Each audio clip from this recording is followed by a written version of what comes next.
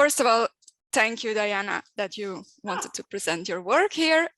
We're all very excited about it. And I'll give a short introduction about you. You're a feminist film historian at Georgia State University, specializing in US silent cinema, female reception, and queer media. You've also won the Screen Journal Award for your research, and you have a book forthcoming quite soon, I believe, about queer female reception in early Hollywood, and it's forthcoming with the University of California Press, so which I'm also very much looking forward to.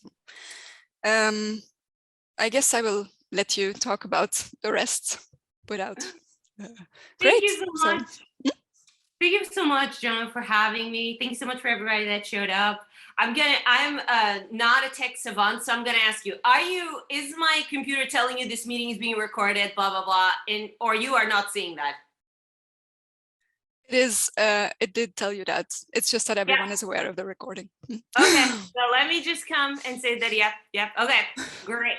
All right, so my name is Diana Anselmo. I work specifically on early cinema, which probably the fact that I'm presenting at HoMER kind of gave it away.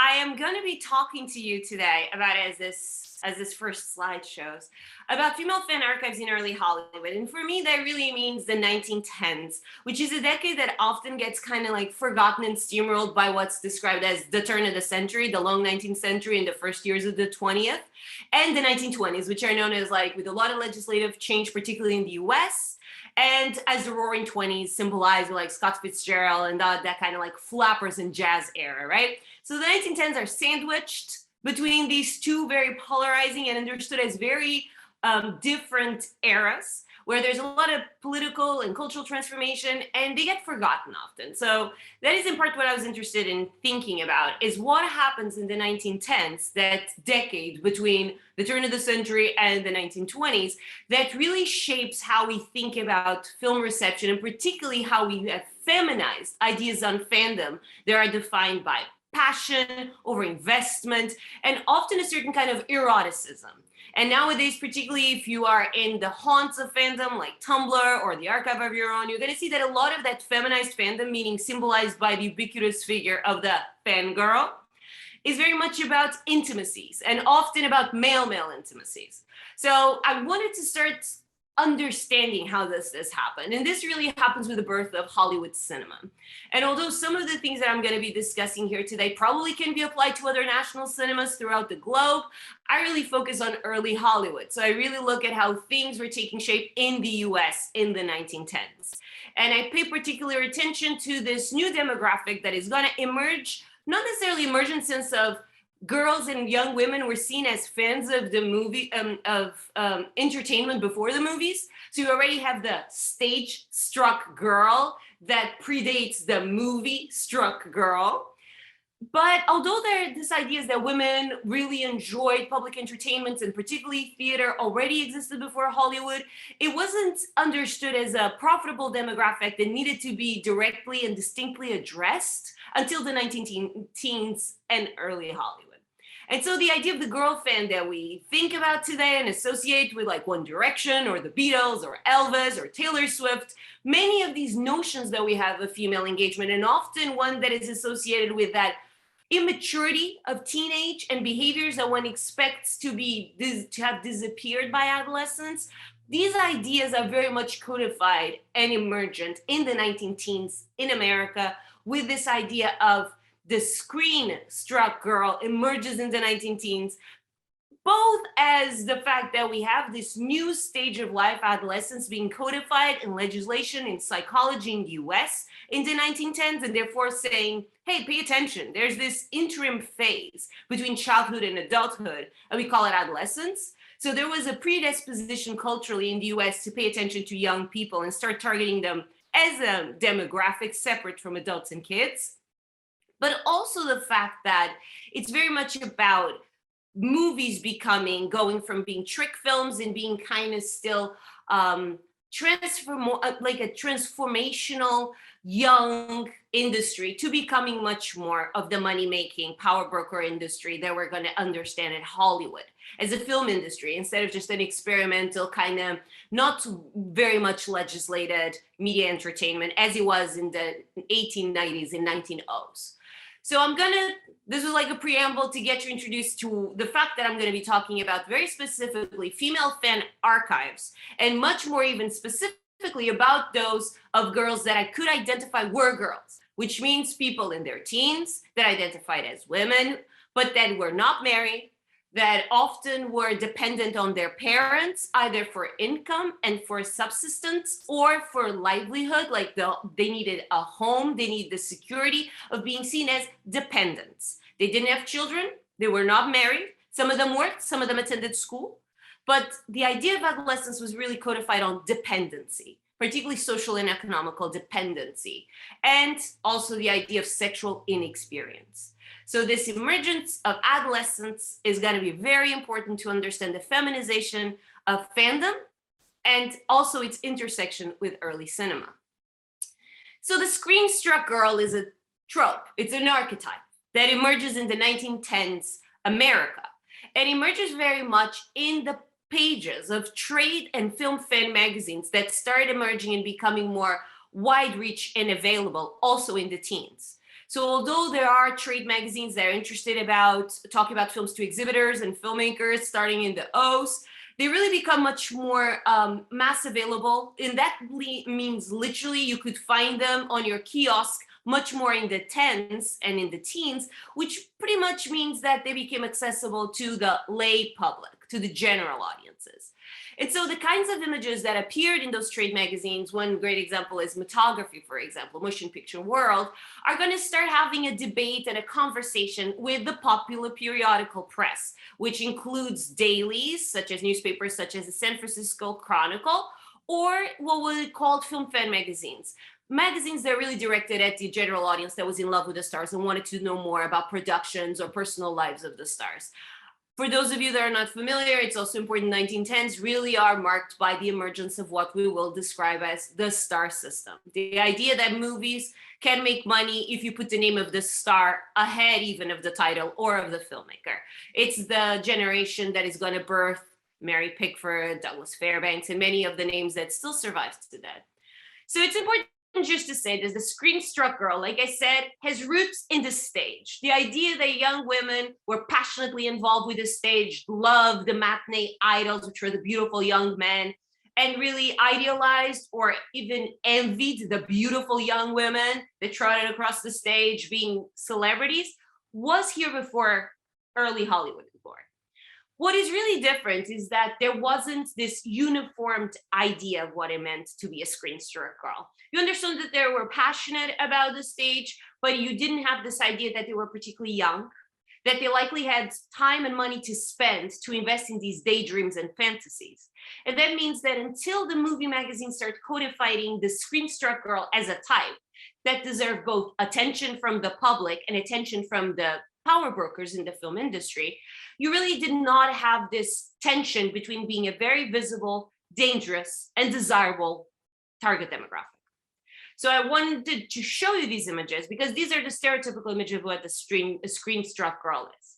They're passionate about the movies, they dream about it all the time. They're sitting at home thinking of turning themselves into a mini Pickford, but they get so close to the flame, as you can see on your left side, regarding this passion, this obsession, that it can burn, it can have disastrous consequences.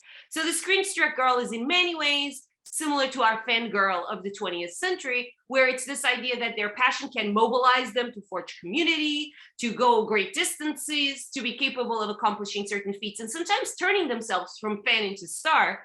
But often it spells more disaster, whether it is too much sexual experimentation, promiscuity, the groupie type, or losing their minds, running away, getting involved with bad characters.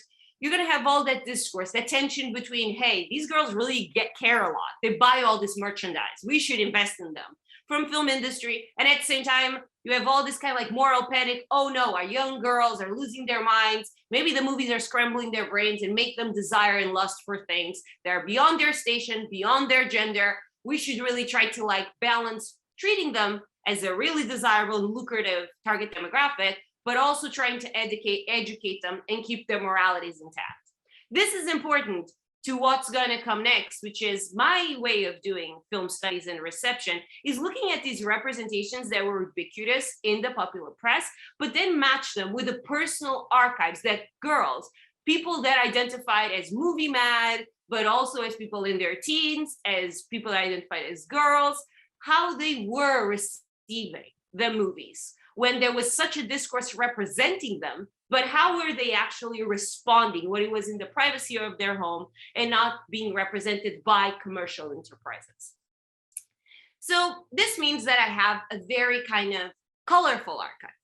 While many people that do early reception, we are quite aware that the vast majority, if not all of these people, unless they're vampires, are dead, they have not survived to be here with us and say, when I was born in 1898, so we don't have access to that. So many of the ways in which people look at early Hollywood reception is by going to the magazines and reading the opinion columns or these kinds of representations that were made by third parties. I personally am much more interested in trying to kind of raise the dead a little bit, have a little bit of a spiritualist seance here, and try to figure out how these, people that were being described in such reductive terms as just movie mad and boy crazy, or completely obsessed with just success and material goods, how did they really receive the movies? And the archive that you get once you go into personal documents instead of the published documents tends to be much more nuanced and different from what you expected.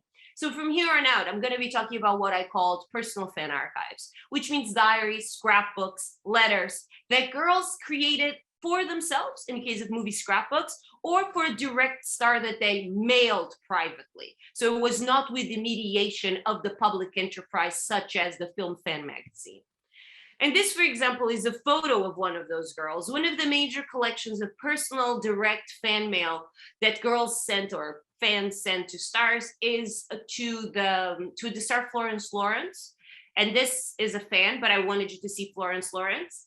Florence Lawrence is credited as being one of the major film stars in Hollywood. She became really popular at the turn of the O's to the tens. And I wanted you to see the kind of materials that a girl, in this case, Rose Hort from Baltimore, sent to the star in 1911. It's a photo of herself, clearly a studio portrait. And you can see that the girl who self-discloses as being a high schooler that wants to become a star and therefore is going to a reputable, but also what she understands as a warm, somewhat sisterly source, the star, to ask for advices. How much will a young female star make in the beginning? How should she go about discovering if she's photogenic enough for the job? And so she sent this personal photograph directly to the star. And I wanted you to pay attention to how interesting it is, the performance of self, and how studied Rose is with making her hair look really coiffed and also upper middle class in a way that emulates the popular photos that Florence Lawrence had distributed in the film magazines. Another example, of course, would be of the Gibson girl, which is this image of also young white propriety that was highly popular in the US visual culture at the turn of the 20th century. And I wanted to show you this because so much of the narratives of screen-struck girlhood is of irrationality, emotionality, and heterosexual overriding desire, which means they were lusting for the beautiful man on the screen. The same discourse you hear with One Direction or with the Beatles. And I want you to see how they were writing to female stars, not to kind of channel and have a source to tell these kinds of romantic, crazy fantasies, but actually professional advice. And also to show how there was class aspiration underpinning these personal messages in images. Because clearly Rose is using images of white wealth, but also morality, propriety associated with the ideal female figure of US culture. So I wanted to start complicating these ideas that there is only one way of being a screen-struck girl and that they were really derogatory or self-effacing. I also wanted to show you another photo that was submitted to Florence Lawrence privately by Jean Martin. She's from Oberlin, Ohio, and it's from 1911 as well. But I wanted to show you class already underscoring personal fan archives, because Jean clearly did not have the means to have a professionally taken photograph emulating the style of movie stars or beautiful ideals of illustrated femininity like Rose did. So you have an image that is out of focus, grainy, clearly taken by one of the manual Kodaks, the brownies that were being popularized at this time. It's scissored by hand, so it's very uneven. The photo is not necessarily flattering. And you can see that the dress itself doesn't seem to fit, or again, to be very flattering, alluding perhaps to the fact that, again, girls wrote to stars, not just to talk about these delirious fantasies of fandom, but in the case of Jean, she again writes asking if she would have a chance, if Florence Lawrence could intercede in her behalf, if she looks acceptable. And she gives our personal details, that she's Irish American, that she's 5'7", how much she weighs, that she's 19. So all these details that also kind of resemble what we see today as both the calling cards and the CVs of wannabe stars, but also dating profiles. So this kind of ways of presenting yourself as an accumulation of data and a physical biometrics. It's really interesting because, again, it just complicates the notion that only deliriousness and almost this pathological engagement with movies were at play and young female fandom. So that is one type of personal fan archive. The personal correspondence that particularly fans sent to stars and that stars kept, and if we're lucky, they're today in personal collections or in archival museum collections. The Florence Lawrence is here in LA in the Museum of it's the Seaver Center, National History. That's it. It's the Seaver Center. It's a very small research center inside the Museum of Natural History, which is really bizarre. But if you're interested in these kinds of off the beaten track archives, get ready for weird and bizarre to be part of your life. Because you're going to find things in very weird ways. And then you're going to find these people's descendants. And you're going to be like of two minds how much you tell them that you're finding homoeroticism in their great-grandma personal materials. So there's a lot of interesting stuff that can happen once you go rummaging on people's personal collections. And another material, like I said, letters are one of them. Diaries are another one. I'm not going to touch on the diaries today in the interest of keeping this condensed. But movie scrapbooks are perhaps the most stunning and grabbing and kind of evocative of objects because they're so multimedia. If for everybody out here that is in social media, and again, I am unabashedly someone that only uses Tumblr. I have no idea what Twitter and Facebook are doing these days. I heard that that's for the well-being of my minds, according to people that are in the social media these days. I don't know. I don't have a phone. When I say that I live in the 1900s, I really mean it.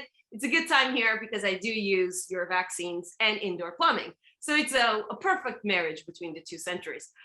But movie scrapbooks are incredible because if you are in a platform like Pinterest or Tumblr, you will see that a lot of these conventions have bled into the digital world. And we are still occupying the same kind of ways of trying to make sense of our feelings, our tastes, and keep a record that is personally curated. It's so much seen in a place like Pinterest or in Tumblr as it was in these original paper artifacts, the movie scrapbooks. Movie scrapbooks have a very long history. They hark back to commonplace books that were being used in the Renaissance and then later on in the Baroque era. So the idea that people create these bound volumes where they stick personal notes or little things that they find ephemera to kind of create a visual record of their lives is ubiquitous in human history, particularly in that of the Western world that has more recognizable patterns of literacy that we can compare with those that we're using in the 21st century. But what really happens that is important for the talk is that in the 1910s, movie scrapbooking becomes a fad associated with the performance of quote unquote good, valuable, and useful fandom. So it's the idea that fandom, there was all these anxieties of particularly women, young women, loving films in a way that perhaps would like scramble their brains and take them astray from being good wives and mothers. So it's very important. Remember that the 1910s is when major campaigns for white women's suffrage and for the passage of equality acts regarding labor and reproductive rights were really active and hot in American consciousness in the 1910s. So this idea that women want more rights, but they need to be kind of like guarded from being too uppity by patriarchal society is in full force. And if women were becoming particularly young and married, childless women were becoming really important as a demographic for early cinema, and they were becoming really passionate, loyal consumers, a desirable demographic, you had to kind of start towing this line of how do we attract them, but don't give them freedoms and agency and pleasures that color outside the lines of patriarchy. enters movie scrapbooking. Movie scrapbooking, you have an example here, is going to become this idea of the my movie scrapbook, make your own, is going to become pervasive as the right and useful activity for a woman or a girl that is very in love with the movies. It's a way of rerouting their passion for the movies into a useful and valuable home economics directed way of engaging with media. No more dreaming of being a star, beautiful, desired, free, self-sufficient, or having several lovers and enjoy their bodies and their sexuality. Let's put these features and the special features of interest to women readers and dailies across the nation, and gonna kind of draw back from the ideas of home economics and paper play that are very associated with domesticity and with homekeeping. As you see, it's even next to fashion, confessions of a wife, these kinds of aunt agony columns such as the Cynthia Gray's letters, which covered from love affairs to illness to like how to take stains off your sheets, and next to the price of potatoes. So it's the idea that movie scrapbooking was geared towards women, and particularly women that had to be trained into home economics. And a lot of these how to make your movie scrapbook, the majority of all of those I found are illustrated by a female young star. A little biographic note that talks about how like wholesome and well-mannered these young girls are, and how the movies only made them want to be mothers and wives. So you're going to start seeing the movie scrapbooking becoming a really popular trend, a fad of how to properly receive the movies in ways that don't focus on sexual pleasure or fantasy or dreams of female independence, but really focus on rerouting that kind of passionate female investment into ways that serves notions of patriarchal domesticity and proper femininity that are more conservative than the political and legislative momentum that was taking place. And always remember, film stars are often young women that gain a lot of agency, particularly figures like Mary Pickford and even Florence Lawrence that become producers really quickly. They're in their mid-20s. Some of them may or may not be married, and they already are buying houses through their parents. They have enormous wardrobes. They go to parties. You have to kind of balance. Yes, it looks like a great role model, but young women, do not go running away and thinking you can be quote unquote new women of the screen. Stay home, be mothers and daughters and wives. So the idea is that you would cut this little this kind of like cutout ads, and you would start collecting. And they are very instructional, very pedagogical. You need to have valuable movie scrapbooks that focus on the professional accolades, on the biography of these stars. Nothing of passion. Do not put two of these images kissing. Do not put your photo on top of them. In case you're wondering, that does exist, and it's amazing. So some girls would create like a collage where they would cut the face of this star and put it with another star and like this, kind of like kissing, or just like very close together, like if they were having a tete-a-tete, right? So they know. This is the thing. They know that the possibilities are endless and not just patriarchally serving. So it's very interesting to see this kind of silent conversation going on here, because what I'm going to show you next is what girls did with their scrapbooks. Once they took up this exhortation from the press, be a good fan, take up this new cool fad. So you're going to see, I just wanted to show you that the scrapbook aesthetics that are found in movie fan magazines are already drawing on the amateur and handmade. So you're going to have, as you see on the leftmost side, a collage made clearly commercially by Motion Picture Magazine, one of the best-selling fan magazines of the time, but it looks really rough. You see all the edges of the two photos, one on top of the other. The photoplay one in the middle, you clearly see that kind of die cuts that were very traditional and handmade collages and Valentine postcards. And you have that kind of very domestic look towards the right, where it's a very coy kind of star, Anita Stewart. But then there is this idea of having the frame around it, like if it was a personal talisman. And of course, the wallpaper also brings us back to the idea of like sentimental housekeeping and homemaking. And I want you to look at how these aesthetics are being proliferated in the popular press, because some of it is going to be internalized and performed by the girls in their personal fan archives. So here's an example. This is a collage created by Thelma Majors. She was a teenager growing up in Seattle in the late teens, and she created these enormous black cardboard volumes called the Gish scrapbooks. She was really into both sisters, Lillian and Dorothy. And I wanted just to call attention again, you have the Photoplay Journal cover from 1916. And at first sight, you might look at this image of Lillian Gish and think that, oh, well, visually it is a homology. It's imitating the idea of having that kind of frame around it, like if it was a personal jewel. But I want to just call attention that Thelma created that the ring around it is a collage. She cut it from a different magazine and put it around what was originally a square headshot. And she created this look exactly to imitate both the look in the popular magazines, but also the look of an iris and a close-up as they would be popularized in early filmmaking. So that kind of closing of the eye on the face of the star. And again, this shows both, I wanted you to start seeing how clearly the girls are now working. They're not going rogue, separated from the kind of messages that the popular press was disseminating about fandom and particularly feminized fandom. But they're kind of like, they're going to put their own spin on things. And one of the things, I work on queer reception, which you can imagine can be quite contentious because some people can say, well, if these people didn't stand up and use modern terminology to self-describe as non-cis, trans, gay, lesbian, how can you apply those words to these people, kind of like putting it retroactively on them? And that's the opposite of what I do. What I'm interested in is the idea that we have constructed notions popularly that can be very monolithic and binary, and that people living at any period in history had a much more gray spectrum relationship with everything, including themselves, their personhood, and their passions and their lives. So this talk and this kind of slow unraveling until we get into like the spicier, so to speak, or more blatant kind of understandings of queer engagement with film, is to show the slide and the gray scale of engagements that were in conversation with the popular press and sometimes even reiterated some of the most derogatory understandings of girl fans, but other times turned them up in their heads or like put some spice there. And because I work with individual people like Thelma or Rose or Jean, I'm really interested in how variation is crucial because it is about individuals and not monoliths, the girls, the fans, right? The stars. So this is another collage. This is made by Edna Verco.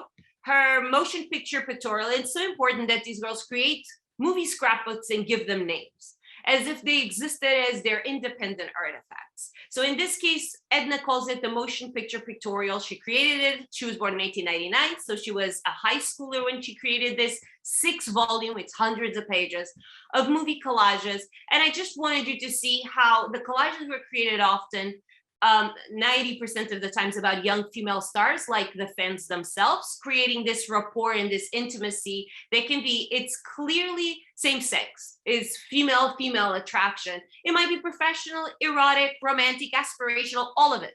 Fashion aesthetic, right? But it's all of it. So I wanted to show you how the pages are saturated with young female fandom directed at other young female stars. Ella Hall, in this case, is 16. When Edna is putting these shrine together, she is 16 as well. So Ella and Edna are both 16, looking at each other from different sides of the screen.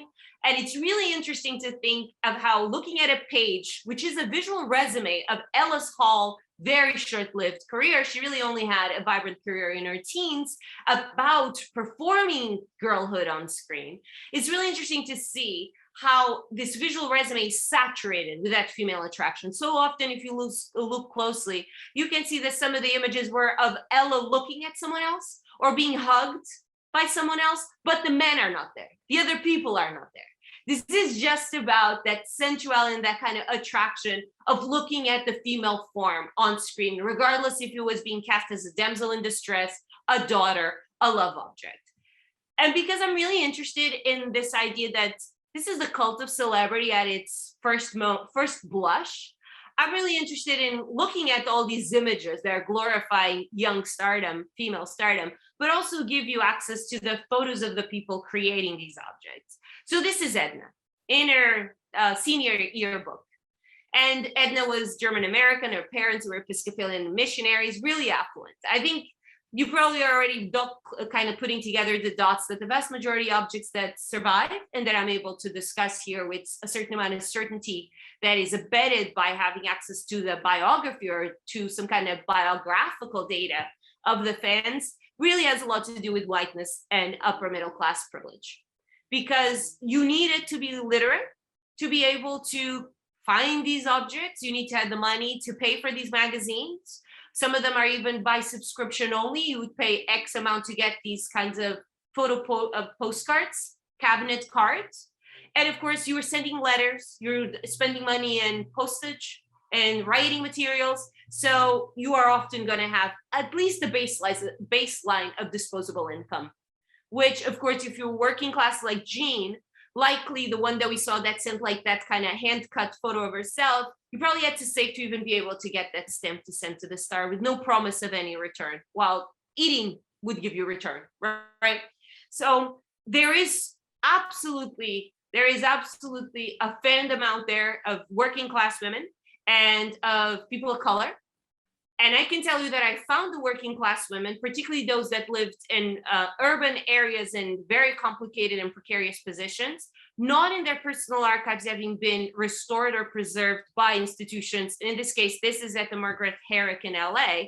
Again, moneyed, privileged institutions that can pay the costs of preserving these artifacts and collections, which can be quite extensive. As I said, it's 6 volumes, Edna's. You're going to find the working class, impoverished, or even destituted film fandom in the pages of criminal reports. So you're going to find it in asylums, institutions of power and legal punishment, or you're going to find it in the tabloids. Movie Mad Girl caught and went to jail because she stole a fur coat trying to imitate the stars. And that's my second book. I wrote it accidentally while trying to finish the first, but the first already had too much. So there's a second book on just working class female fangirls in the 19 teens and suicide letters. There's suicide letters in that one. There's none in this because privilege kind of protects people often from that.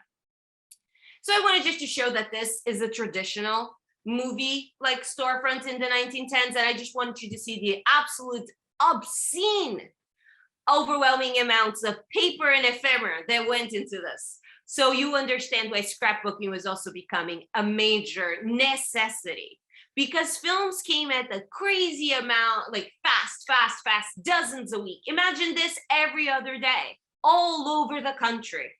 You are in the middle of the World War as soon as 1914 hits. 1916, America's feeling the hit of like the supply chain. This is like everything that is old comes back again. It's not just a pandemic. There was a paper shortage in America starting in 1916 and getting really serious by 1917, which means if you are loving the movies and if you wanted to keep up with this idea of the quick turnaround of releases and all the ephemera that was being generated and not be seen as a national threat that is wasting all these resources that are precious and getting really expensive, you had to find a way to recycle them. Enters movie scrapbooking, enters tasking young women who are supposed to be guardians of the home anyway and being very well versed in home economics with finding a way to upcycle all these obscene amount of ephemera that went into paper advertisements and to movie advertisements. All right. So now we're going to get into more explicit queerness, or at least we're going to get into what people have like understood as being markers of queer identity and expression. So cross-dressing in movie scrapbooks. I'm going to show you some examples in the scrapbooks that we already talked about and of the girls that we already talked about. I want you to just start thinking about how we think of early cinema often as being like the Mary Pickford, the long hair with the curls, the very traditional narratives of girl in distress, marries the prince, very fairy tale, very heterosexual and heteronormative. But I want to kind of start complicating that by looking at the personal fan archives.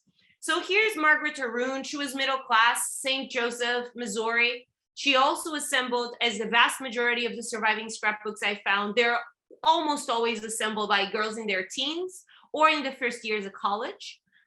Some of them are anonymous, and I don't touch those because I'm really interested, again, in giving voice and understanding the life history behind the compiler. And I have only seen 2 by boys that are signed, so they're not anonymous. They don't have a woman's name. They don't have some kind of like birth date associated with it. Those only 2. One of them is mine. And I own it. I bought it off eBay. And the other one is in the Museum of Moving Image in New York City, in case you're interested. So this one, this one is in Berkeley, the University of California. They're all over the place, as you can see.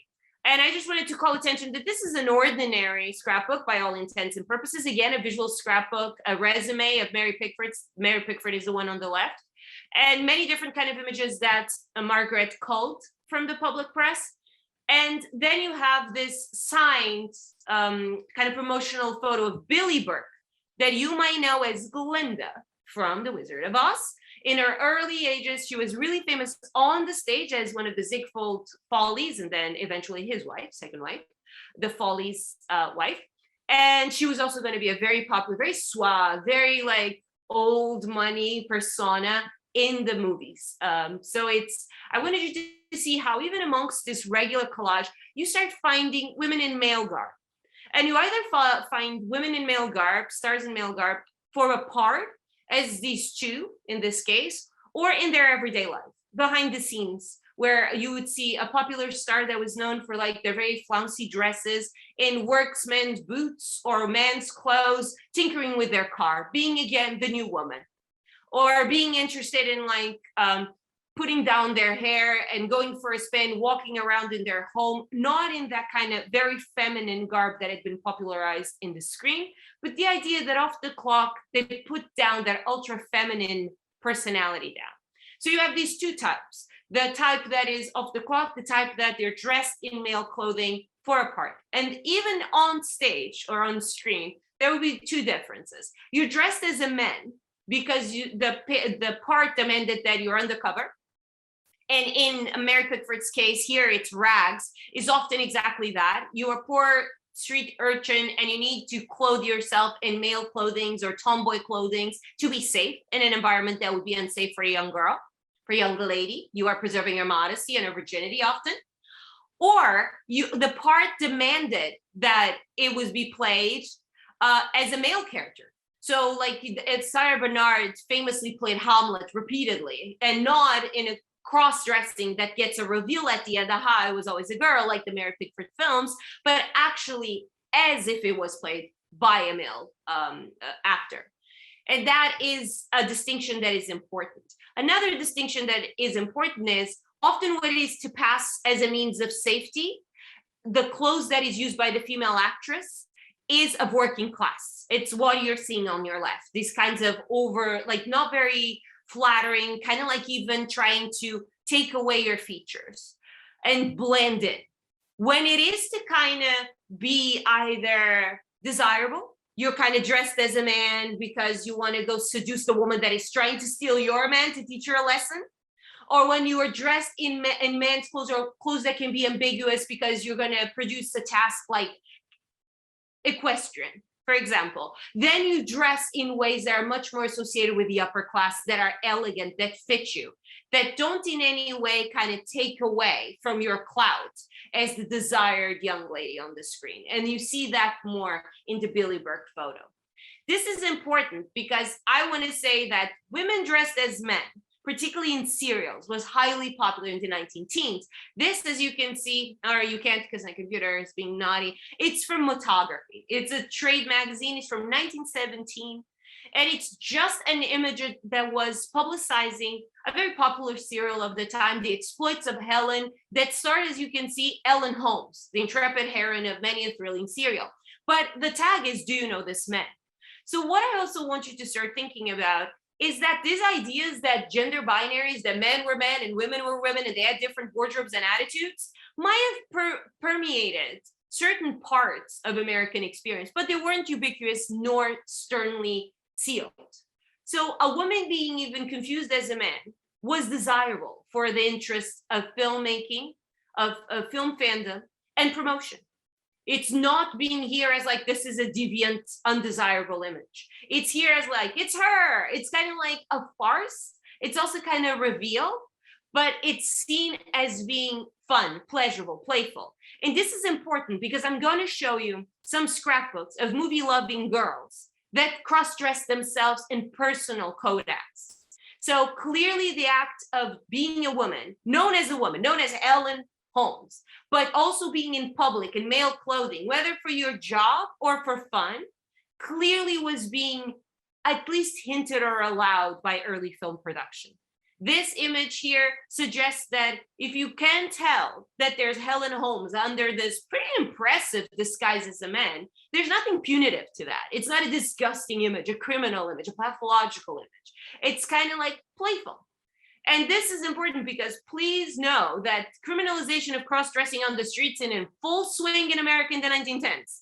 It's particularly San Francisco and New York, which had a population of a lot of vaudevillians, a lot of people that felt freer to also express their gender identities on, but also off the stage. They're being forced with a lot of penalization on the legal code level. Immigrants that were trying to get to the US in the 1910s that had a history of cross-dressing or having gender confusion could be barred with mental illness charges.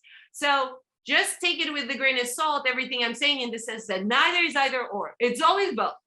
As I always tell my students when I'm teaching them horror, do we want the vampire? Do we want to kill them? Both. Okay, so I wanted to show you this because now we're going to go back to the personal archives. And here's an image from Margaret. This is the Billy Burke one. She's actually costumed in this kind of dapper, equestrian, upper middle class, male clothing for the role on the Amazons, which is a play that was highly popular at the turn of the century and is going to be not only having a revival on the stage in 19 teens, but also is going to make it to the screen in a major screen adaptation that we lost. But it's about 3 girls that are being raised since they were born as boys because their mother, a rich lady, was very unhappy she didn't have boys. So they live their whole life dressed as boys, believing to be boys until they fall in love with men. And then heterosexuality kicks in and immediately they're wearing big dresses. So it's fascinating to see that there was an allowance for gender play and cross-dressing, particularly in young female adolescents. Boys do not get this. You only see boys cross-dressing in comedies and that Charlie Chaplin slapstick kind of thing. And occasionally in like an outlier film, women were given this moratorium of tomboyishness, of playing with gender in a way that didn't cross the laws even of sodomy, because criminalization of same-sex acts are often directed to men. And the idea of women's interiority and experimentation, even with homoeroticism or homosexuality, was always understood as just a fleeting phase that didn't have any consequences because there was no penetration. Also, the idea that women were naturally frigid and had no interest in genital contact. Were they in for a surprise? Yes, they were. Once you start having sexologists and sociologists going into same-sex schools and colleges at the turn of the century, they start seeing things. And then the scientific journals get really interesting. But at this moment in time, there's still this moment of passage where this is still playful because young women are doing it. They're going to grow out of this tomboy phase and they're going to get married and they're going to make scrapbooks that teach them to be good housewives.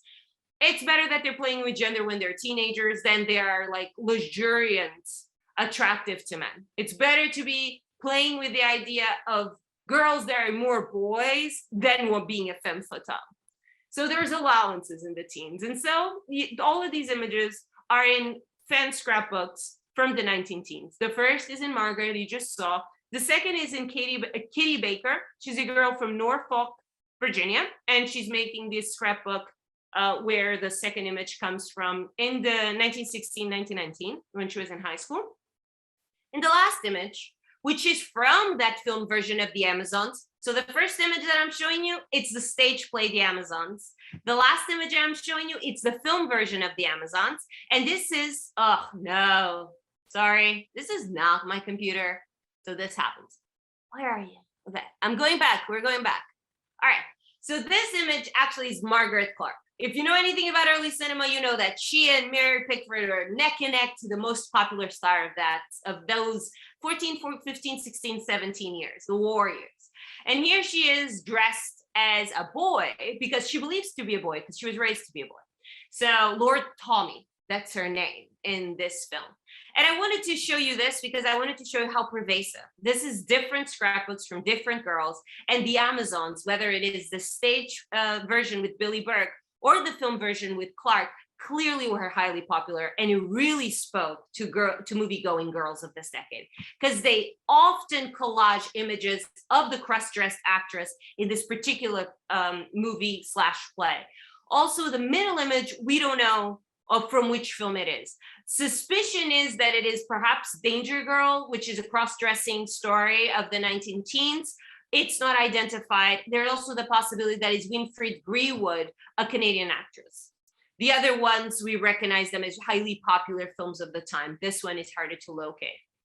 All right, so this image that you're seeing here is as it exists in Edna Verco's scrapbook. It's cropped like this. You're seeing it exactly as it exists. She cropped it, kept it in a loose clippings, looked at it, touched it, right? 1917 image when Edna was turning 18. What is really important about this image is that it's cropped from a larger promotional image. So this is the original promotion image. And I want you just to think of the kind of, you can feel like tempted to say, well, it's kind of queer to even look at this image. These people are all sisters in the play and in the movie. This is a still from the movie. But if you don't know that, just look at all the intensity. The gaze never meets, but they all look at one another in a way that it's intense, right? It's from the lower up, from the one towards the away with a certain coyness. All their bodies are in display. They all have the white bow that it's for like higher royalty and like white tie. I learned this from the Met Gala last week. I'm kidding, I did know this before, but it was a good reminder. It's the highest grade of like going out and dress up, right, of events. So they're symbolizing immediately that they're probably nobility or the highest ranking in their milieu. And there's the cigar. This is going to be so evocative for those of you that know Greta Garbo and the very famous image in Morocco where she's with a cigarette and like dancing on the stage. I want you to just see how these images that we have codified as a certain queerness and cross-dressing bleeding into star text is so codified with the 30s and 40s. See it in 1917. And in case you're like, oh, but I bet they were so innocent. Those people did not think about queerness or sex or same-sex attraction. The fact that in this film, there's a scene where our friend Margaret Clark in the middle kind of makes a pass at a girl because she's dressed like a boy, so she passes as a man, and there's this woman that is selling cigarettes, and she kind of like, there's a little flirtation there. And immediately the reviewer for one of the film fan magazines wrote, that was a vulgar move. It was vulgar to have that kind of content. A play that is about cross-dressing doesn't care for that kind of vulgar, indiscreet behavior, like a woman flirting with another woman well, and she can pass as a man and seem heterosexual from the outside. So they were very well. Do not think that just because they're all dead and we're alive that they were pure in ways that we aren't, just because they didn't have social media. They knew, they criticized it. This is a long film. This is up to 6 reels, which means over an hour and a half. And this particularly critic had to spend time being like, that was indecent. I saw it. If you saw it, likely all these other people saw it. It wasn't that hidden. It wasn't that hard. And if they didn't see it, you just told them to go do a second run and see it again. So there's that. Their eyes were as like attuned to the non-normative as ours can be. So I wanted just to show that it's kind of meaningful that these are sisters in the narrative. They don't look at each other, which means it's intense, but it's a gaze that never meets. There's never reciprocation. Once you kind of like excerpt and just have this stance of kind of like predatory power of like gender ambiguity, androgeneity, and this kind of side look that could be to you, it really infuses it with a different kind of power than if Edna had kept the figure untouched. And the fact that she felt compelled to kind of say something. Yeah, it's the major star that she excerpted from this composite, but it says something else too. It's kind of like creating a piece. It's excerpting this very kind of like fraudulent androgynous body from a narrative of heteronormative completion at the end and of sisterhood, which means asexuality or sexlessness. These women in like their private bedroom that are sisters. If you're watching it and thinking of the movie, you're not going to think of lesbian desire. But if you just look at one of the images excerpted with no context, queer possibility kind of is born. And now another important point, and the last, we're coming to the end. I've been talking for a long time and you're probably tired. I wanted to go back to Kitty Baker's scrapbook. She's the one from Virginia, Norfolk. And just to show you, she clipped this image. If you have a keen eye for early cinema, you'll recognize it's Mary Pickford, the one in skirts. And it was very traditional in early cinema. And I'm using early cinema quite loosely to describe the films from 1890s to 1910s until like the end of the war, which is not like the most appropriate termination, but it's kind of like an umbrella term here for us. Early cinema really liked playing with gender. You had a lot of girls with the Helen Holmes, a lot of girls that in serials would don male clothing to catch killers or criminals, to be able to travel undisturbed, to be able to go undercover. So you have a lot of that in that particular genre, but you're also going to have it in like here, this is a historical reenactment of this guy, old noble, that falls in love with this woman that he paints. The person that is playing the sitting down character is a woman that is dressed as a male to play a male part. More perhaps perverse, it's Mary Pickford's sister in real life. So that's Lottie Pickford. And they're going to play lovers, cross-dressed lovers. But again, Lottie's part is of a male. They just chose to have Mary's sister play it. It's not a cross-dressed part in the sense that there's no reveal at the end. It's just that. What's interesting is that this is a lost film from the Biograph Company from 1912. And it wasn't a popular film. It's a short film. It's just a couple of reels. And yet Kitty Baker, the same way she decided to collect that image of an unknown cross-dressed actress in the previous slide, she also decided to collage this one. Obviously, it's not a very flattering picture of Mary Pickford. It's this big in real life. So for scale, it's my thumb. I just made it way bigger so you guys can see it. And one has to wonder why. When there are, as you just saw from other collages, such big headshots of Mary Pickford, looking beautiful, feminine, garlanded with her ringlets. But she chose this. That is, again, it's about same-sex love, but it's a love that is based on the disguise of the cross-dressing and on you not knowing that it's absolutely impossible in real life, because in real life they're sisters. But just to say that presenting what the critics found so distasteful, Margaret Clark making a pass while and cross-dressing in the film, was not understood as so problematic 5 years prior. And at times, depending on the eye of the beholder, could be seen as perfectly acceptable, even in the casting process. So again, it's not either or. Things are happening at the same time.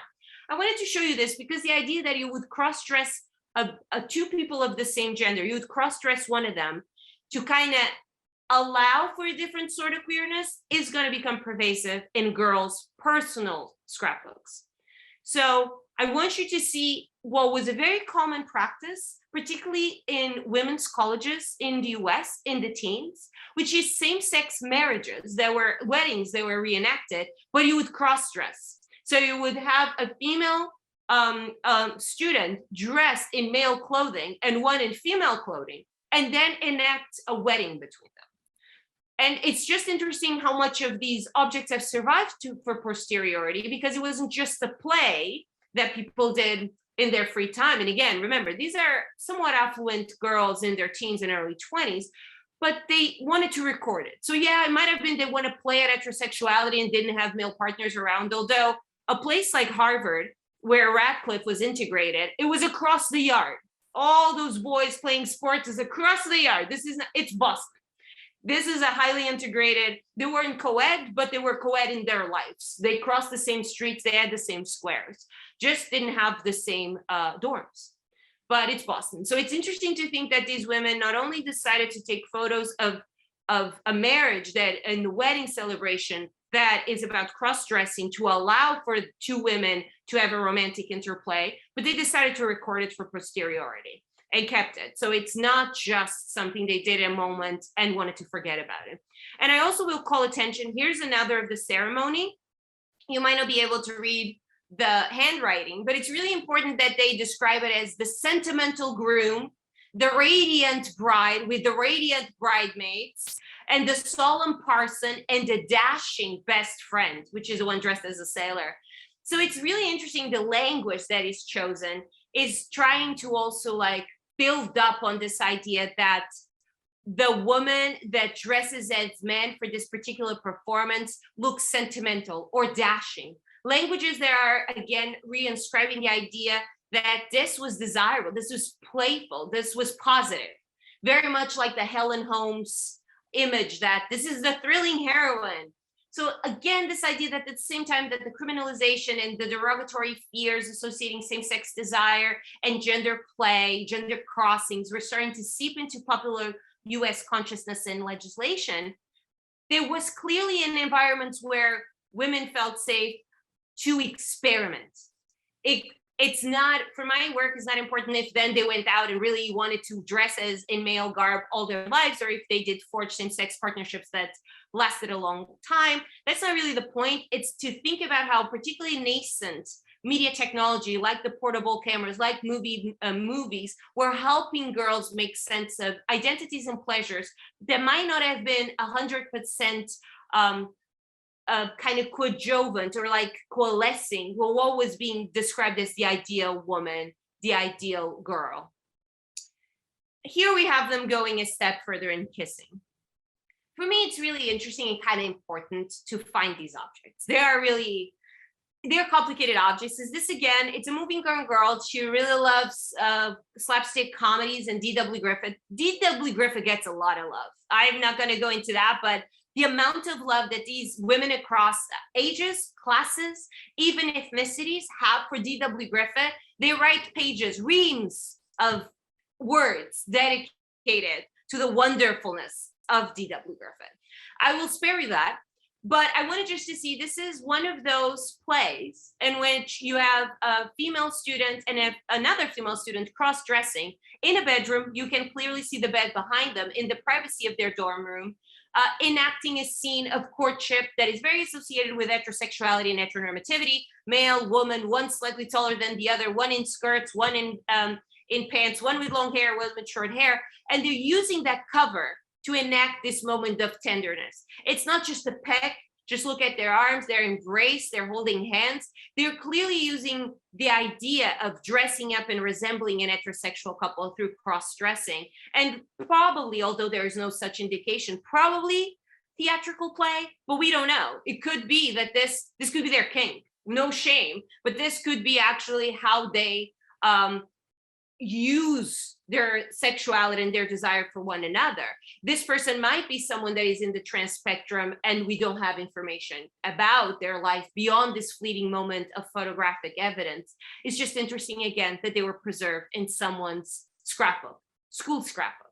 And it exists now amongst school records and old exams and other school paraphernalia, again, symbolizing that likely there was pleasure and not shame at integrating or even producing this image.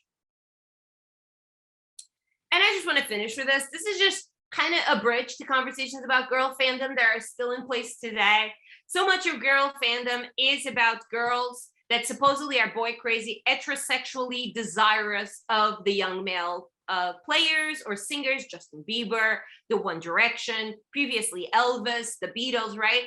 And I wanted to complicate this idea from the very beginning of this talk that girls engaged with movies or with popular entertainment in a way that is directed by heterosexuality and ideas on heteronormativity. It's one of those that is really popular today is the idea that female fans are attracted to male-fronted goods, movies, serials, bands, because they're really attracted to male-male intimacy. So they want to see, very famously, you have the One Direction, the idea that two of the main male singers were like involved secretly with one another. The idea that fan fiction is really directed by a bunch of women of all ages, very interested in just putting two men in sexual situations over and over again, whether it is like a CW show or it's like a prestige BBC show or all the MCUs. There's so many configurations there that I would probably piss someone off because I don't know all of them. So I only know that Captain America is in love with Bucky Barnes. That's all I know because my best friend said so, and she gave me a keychain. So that's it.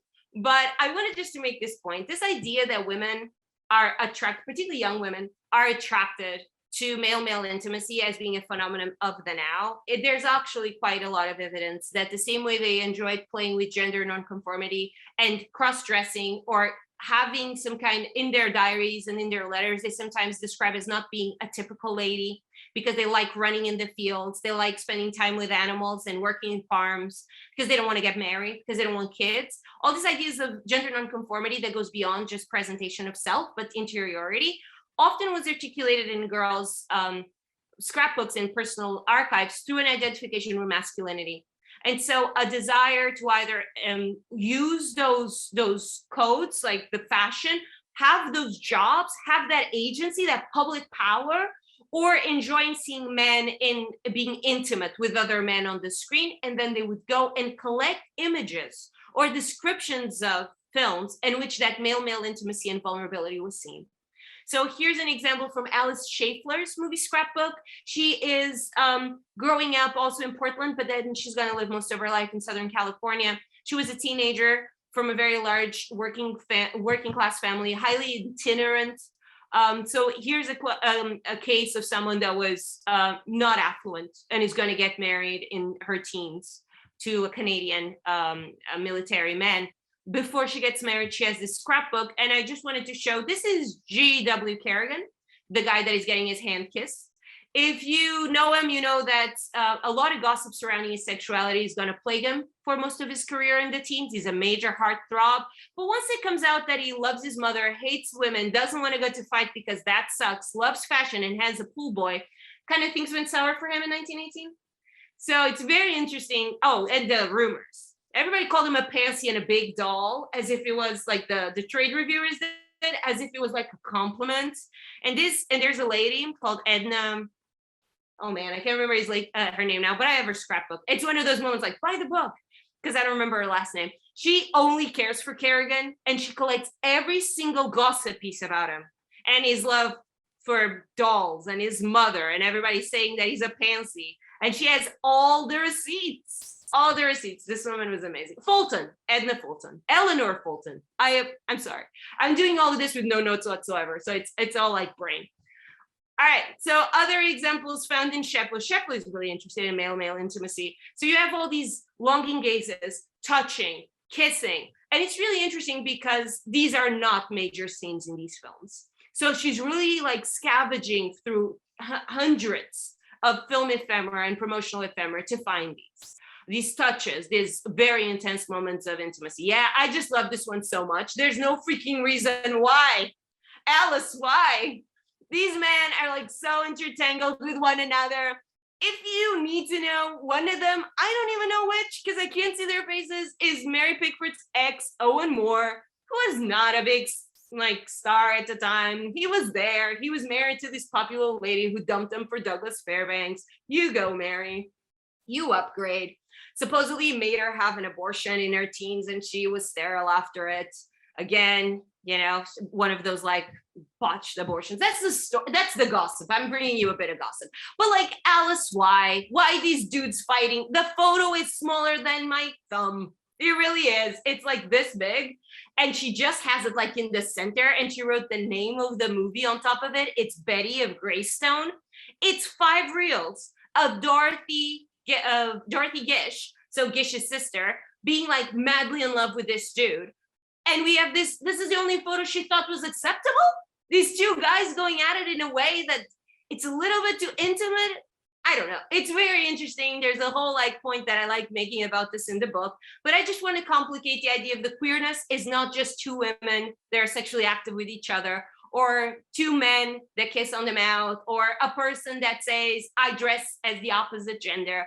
It's way more complicated. And it takes shapes not just on what was represented, because obviously when these snapshots were represented in the film in a snippet, in a fleeting moment, they were not trying to complicate patriarchal ideas on gender and sexuality. They were fleeting. They were there for a thrill. They were there to show power or dominance, or to even show like male relationships of power asymmetry, such as the 2 photos on the corner.